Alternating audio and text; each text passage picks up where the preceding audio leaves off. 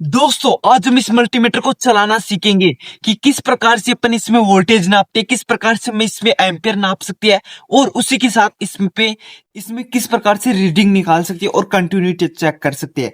इसके जितने भी फीचर है आज को इस वीडियो में आपको मिल जाएंगे। आपको दूसरे वीडियो देखने की कोई भी जरूरत नहीं होगी। इस वीडियो को कंप्लीट स्टार्ट से लेकर एंड तक देखने के बाद तो चलिए दोस्तों इस वीडियो को करते हैं स्टार्ट। बस आप वीडियो को लाइक करो और चैनल को सब्सक्राइब करो और अब करते हैं वीडियो स्टार्ट। तो सबसे पहले मैं पॉइंट टू पॉइंट इसकी वैल्यू बताऊंगा और किस प्रकार से इसे यानी कि अपन इसे चेक कर सकते हैं, इसे चलाना सीख सकते हैं।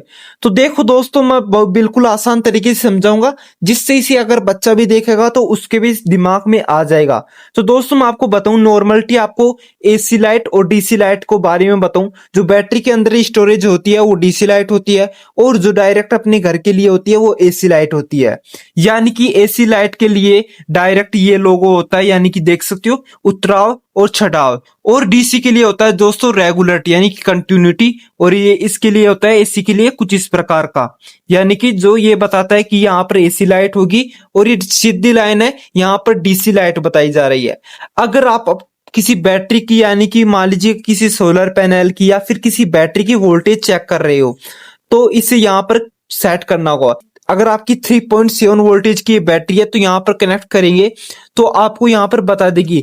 अगर 20 वोल्टेज से ज्यादा है, मान लीजिए आपकी बैटरी की कैपेसिटी 20 वोल्टेज से ज्यादा है, तो अगर मैं यहाँ पर 20 वोल्टेज से ज्यादा इसमें स्टोरेज दूंगा तो आप सोच रहे होंगे कि अपना मल्टीमीटर खराब हो जाएगा। तो दोस्तों बिल्कुल भी नहीं है, क्योंकि इसके अंदर एक स्मार्ट फीचर आता है जो यहाँ पर आपको एक दर्शा देगा, यानी कि वैल्यू से बाहर चल जा चुका है तो आपको फिर 200 पर करना होगा।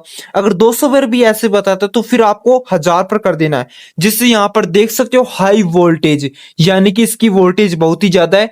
तो आपको इसे सावधानी से नापना होगा, यानी कि अपना मल्टीमीटर तो खराब नहीं होगा लेकिन आपको बड़ी सावधानी से उस वोल्टेज को वायर को पकड़ना होगा, उसी के अनुसार आपको इसे नापना। क्योंकि डीसी की 1000 वोल्टेज बहुत ज्यादा होती है, लगभग 200 वोल्टेज भी डीसी लाइट में बहुत ज्यादा होती है। और अब बात करते हैं कि ये अपने केक के लगे होते हैं, यानी कि जो ये क्या काम आती है। तो दोस्तों मैं आपको बताऊं, जो ये अपने होता है जो रजिस्ट्रेशन होती है उसकी वैल्यू नापने के लिए होता है। जैसे कि अपना 200 ओम का कोई रजिस्ट्रेशन है मान लीजिए का, और यहाँ पर अपन लगाएंगे तो यहाँ पर एक बता देगा और अपना बजर बजना स्टार्ट हो जाएगा। फिर आपको आगे करना है, जैसे जैसे आपकी कंटिन्यूटी नहीं आती है तब तक आपको आगे कर देना है। आगे करने के बाद आपकी वैल्यू डिफाइंड हो जाएगी, यानी कि ये वाला अपने वोल्टेज नापने के लिए होता है, डीसी लाइट नापने के लिए, और ये अपने जो रजिस्ट्रेशन होते हैं रजिस्टर होते हैं उनकी वैल्यू नापने के लिए होती है। अब बात करते हैं कि बजर का आइकन क्या काम आता है, यानी कि जो ये वाला होता है जहां पर डायोड का चिन्ह बना होता है साथ में, और यहाँ पर ये बजर का।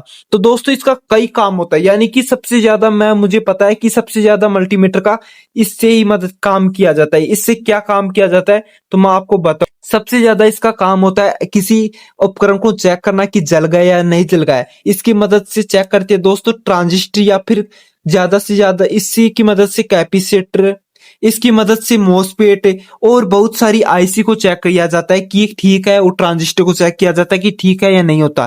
तो यानी कि ट्रांजिस्टर और मोसफेट आपको पता होगा कि डायोड की तरह वर्किंग करता है। डायोड एक साइड में इलेक्ट्रिसिटी भेजता है, तो उसी प्रकार से ये चेक करते हैं कि अगर एक साइड में इलेक्ट्रिसिटी जा रही तो ठीक है। और इसी के साथ आपको शॉर्ट सर्किट भी जांच करती है कि अपना वायर कहीं पर कटा हुआ तो नहीं है दोस्तों इसकी मदद से, और डायोड भी चेक करती है इसकी मदद से। और यहाँ तक कि एलईडी लाइट भी चेक की जाती है कि अपनी एलईडी लाइट ठीक है या फिर खराब हो गई है, क्योंकि एलईडी लाइट को एक एक करके देखते हैं कि पॉजिटिव और नेगेटिव वायर कौन सा है। तो दोस्तों मैं अब बात करते हैं इस वाले पॉइंट को जहां पर आपको तरंग के रूप में मिलेगा। तो दोस्तों इसका तो मुझे अभी तक इसका यूज नहीं लिया हूं, क्योंकि मैं मेरी सब्सक्राइबर्स को मैं गलत गाइड्स नहीं देना चाहता हूं, क्योंकि मैं अभी तक इसका यूज नहीं लिया हूं और मुझे पता नहीं है दोस्तों इसका क्या यूज होता है। लेकिन अगले पॉइंट की बात करता हूं तो ये जो HFE लिखा होता है, तो दोस्तों ये सबसे मेन रीजन होता है, क्योंकि आपने कभी सुना होगा एनपीएन ट्रांजिस्टर और पीएनपी ट्रांजिस्टर, क्योंकि दोस्तों इसे नापने के लिए तो इसमें आपको ट्रांजिस्टर डाल देना है इस वाले खाने में, एनपीएन साइड में डाल देना, एनपीएन वाला है। तो अगर आपको पता नहीं है तो आप इसमें भी डाल सकते हो, इसमें भी डाल सकते हो। जिस साइड में आपकी कंटिन्यूटी आएगी तो वो आपका ट्रांजिस्टर एनपीएन हो जाएगा, यानी कि एनपीएन और पीएनपी चेक करते हैं इसकी मदद से। तो दोस्तों यहाँ पर देख सकते हो एम्पियर लिख कर आ गया। तो दोस्तों ये आपको मैं बता दूं डीसी लाइट के लिए ही है, ये एसी लाइट के लिए एम्पियर नापने के लिए नहीं है। अगर आप एसी लाइट में से एम्पियर नापते हो तो ये आपका मल्टीमीटर खराब हो जाएगा, मैं आपको पहले ही बता देता हूँ। क्योंकि ये सिर्फ और सिर्फ डीसी लाइट में अगर किसी एम्पियर में नापना चाहते हैं, मैक्सिमम ये 10 एम्पियर तक नाप सकता है, 10 एम्पियर से ज्यादा ये नहीं नापता।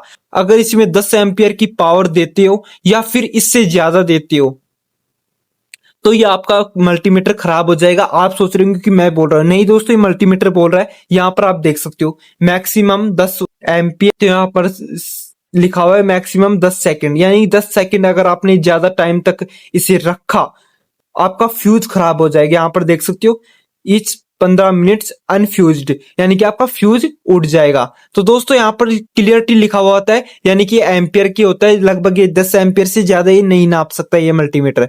अब बात करते हैं कि एसी लाइट की लाइट यानी कि जो वोल्टेज नापते हैं, तो देखो दोस्तों यहाँ पर क्लियरिटी लिखा हुआ वोल्टेज और ये एसी लाइट का icon, last 750 voltage AC light नाप सकते हैं, इससे ज्यादा अपन इसमें इस मल्टीमीटर में नहीं नाप सकते। आप सोच रहे होंगे इससे हाई वोल्टेज नाप सकते हैं, तो दोस्तों बिल्कुल भी हाई वोल्टेज नहीं नाप सकते।